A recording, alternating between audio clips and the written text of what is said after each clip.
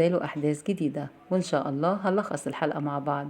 بتتكلم هنا بيان وبتكون عايزة تمشي وتسيب البيت، لكن تامر بيقول لها ما ينفعش اللي انت هتعمليه، لازم تفضلي موجودة في بيتك ومكانك.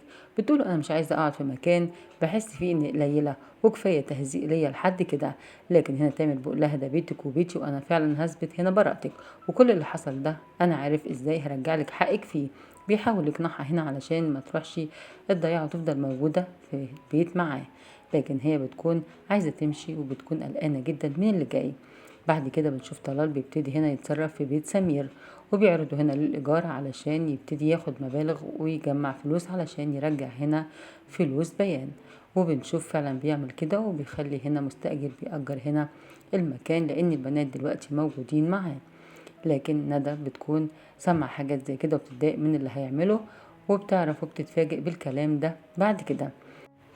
اما مالك هنا مصمم انه يكمل في القضية، لكن هنا بتقوله لميا ما ينفعش اللي انت هتعمله، كفاية فضايح لحد كده، احنا مش عايزين كلام ولا شوشرة، وانا عارفة اني بيان انسانة كويسة وما تعملش حاجة زي دي ومتأكدة. انت لازم تسحب الدعوة دي ومش لازم يكون في فضايح. كمان تامر بيقوله انا مش هسمح انك تعمل حاجة زي دي او تكمل فيها، انا عارف ان امي مظلومة وبريئة، وكمان في الدليل وهجيبه لك لحد عندك وفي كاميرات وفي تصوير كمان في الفندق.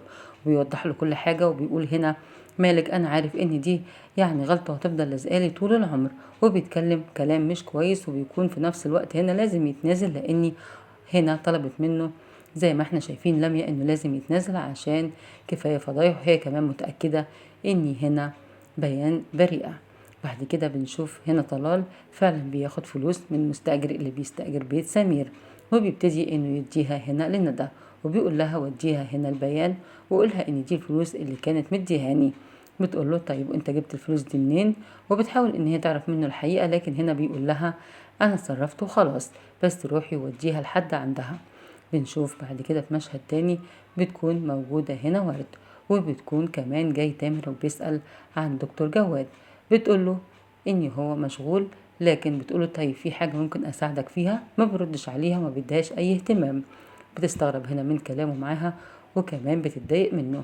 لكن بيجي هنا دكتور جواد وبيقول له خير في حاجة، بيقول له أيوة فيه، أنت لازم تتكلم هنا مع أبويا ولازم تخليه يتنازل عن القضية دي فورا.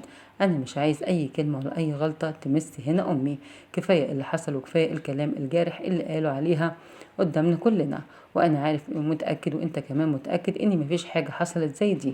بيهديه هنا جواد وبيقول له ما تقلقش من أي حاجة، هو هيتنازل من غير أي شوشرة، لأن كلنا متأكدين هنا من براءة بيان. بعد كده بنشوف عالية بتكون موجودة هنا مع دكتور جواد، وبتكون كمان ابتدت ان هي تاخد يعني العلاج اللي بتاخده المخدر علشان تبان ان هي تعبانة، وهو بيجي علشان يشوف صحتها وكمان بيظبط لها الضغط والحاجات اللي زي دي. بيلاقي فعلا ان نبضات القلب سريعة، وبيقول لها طيب انت متوترة من اي حاجة، بتقول له ابدا، لكن هي بتكون اخده المخدر اللي بتاخده زي ما شفنا في الحلقة اللي فاتت. بعد كده بتقوله ان هي ابتدت تتحسن وان هي ساعات بتحس بتعب، وبتحاول ان هي تتكلم معاه لحد ما بتيجي هنا فيا وبتشوفها وهي موجودة معاه وبتتضايق طبعا جدا، وبتبتدي تنسحب وبتروح هنا لباسل.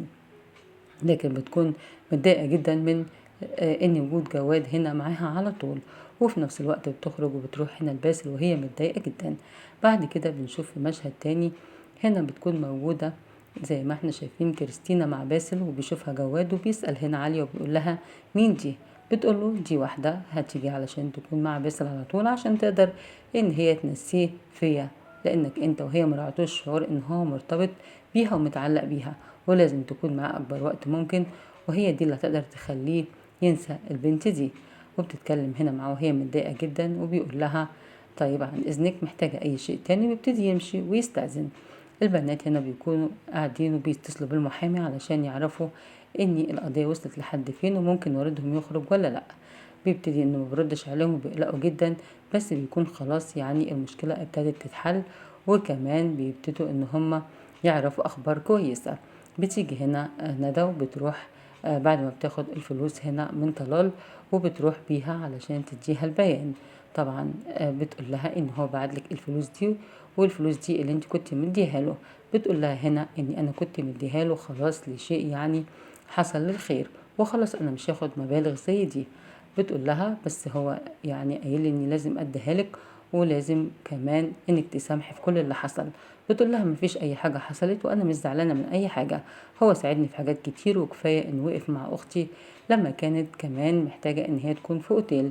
انا بشكره وبلغيه الشكر ده، وكمان بترفض ان هي تاخد الفلوس، لكن ندى بتديها لها وبتقول لها ده حقك ولازم يرجع لك.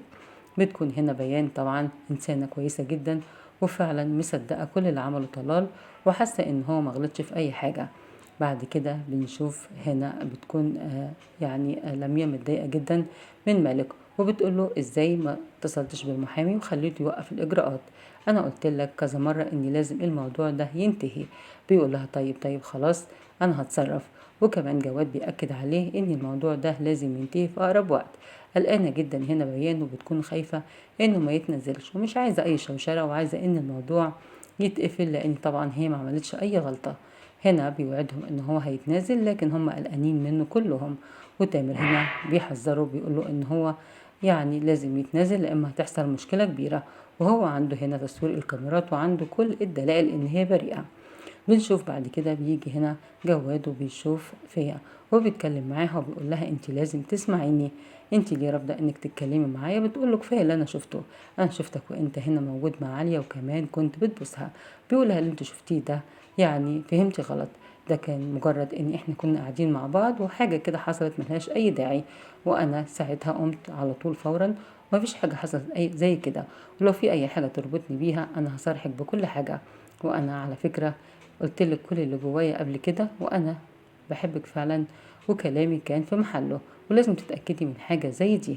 طبعا هنا بيبتدي ان هو يثبت لها براءته، بيقول لها ان هو ما غلطش في اي حاجة، واللي شافته ده مجرد حاجات ملهاش اي اهتمام من ناحيته، ده مجرد ان هي كانت بتكلمه لكن هو بعد عنها. بتيجي بعد كده ورد هنا وبتقول لعالية اني جواد موجود مع هنا فيا، وبتقول لها كمان ان هما شكلهم كده اتصافوا مع بعض. بتقول لها هنا طيب تمام كويس انك انت بلغتيني، انا عارفة هعمل ايه كويس. وطبعا هنا علي بتبدأ في خطة جديدة، يا ترى هتكون بتفكر في ايه؟ هنشوف بعد كده. لكن بتعرف هنا كل اللي حصل ما بين هنا جواد وما بين فيا في اللحظة دي. بيجي هنا سمير وبيخرج وبيشوف هنا فيا موجودة كمان وقريبة جدا هنا من جواد. طبعا بيتضايق جدا وبيتعصب وبيكلمها بطريقة صعبة جدا، وبيقول لها انا قلت لك على ايه وانت عملتي شيء تاني؟ انت لو بنتي وبتعتبري كلمتي كلمة ما كنتيش تنزليها الارض، كفايه لحد كده. وبيزعق هنا معاها وبيدخل البيت وهو متعصب جدا. هنا بيشوفها باسل وبيقول لعليا ان في حاجه بتحصل وفي كمان خناقه تحت. بتقول له ما تاخدش في بالك، دي حاجه بسيطه وما فيش اي مشكله ولا اي حاجه. وبتقول هنا لورد شوفي لي ايه اللي بيحصل بالظبط وتعالي قولي لي. طبعا ورد بتبتدي ان هي تتدخل في الموضوع وبتتكلم هنا مع فيا وبتقول لها انت غلطانه وكنت ليه واقفه معاه. بتقول لها هنا في مفيش اي حاجه، ده مجرد كلام ما بينا.